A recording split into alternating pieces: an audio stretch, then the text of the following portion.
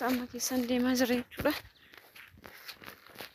Roobni roobee nashamsee amma caameera.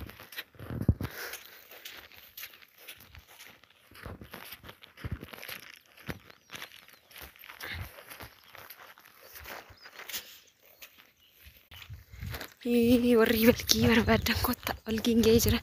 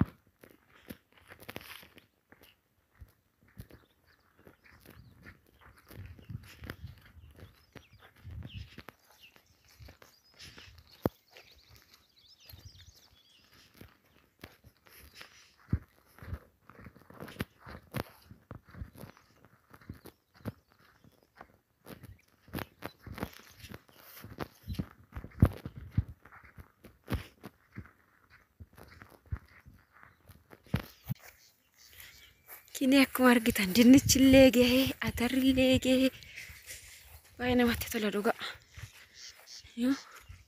Kun dinnichaadha atara yeroo harki caalu balgiidha.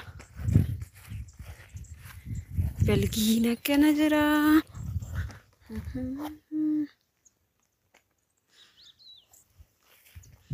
Mee horii addan kaakino kanatti oomisha biyyi keenya ilaala.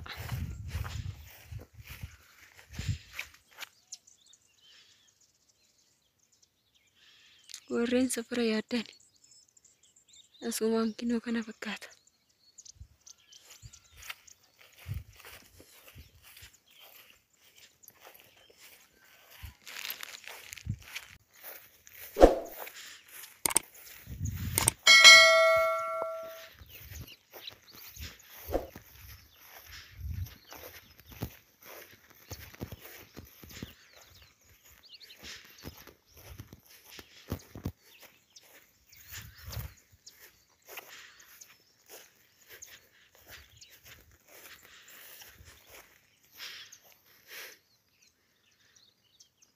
Kamri namatti hin tolu. Laakiin haala kanaan namatti tola dhugaa.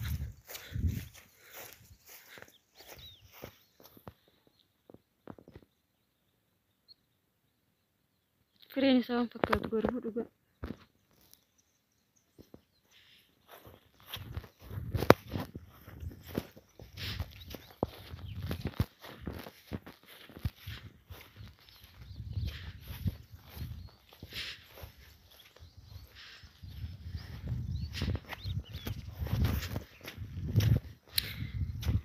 Inoo dhoqqeenis kana fakkaata hundumtuu haalli biyya keessatti amma qilleensi akkana jira. Kanaaf immoo isin akka daawwattanii itti bohaartan abdii guddaan isinirraa qaba. Viidiyoo kiyyaa yuutuuba kiyya laayik sheer gochuudhaan laayik sheer gochuun dagatinaan siniin jedha obboleewwan koo. Yaa sirriitti ilaalaa ilaaltan jedhee yaada. Akkatti bohaartan isaa abdiin qaba.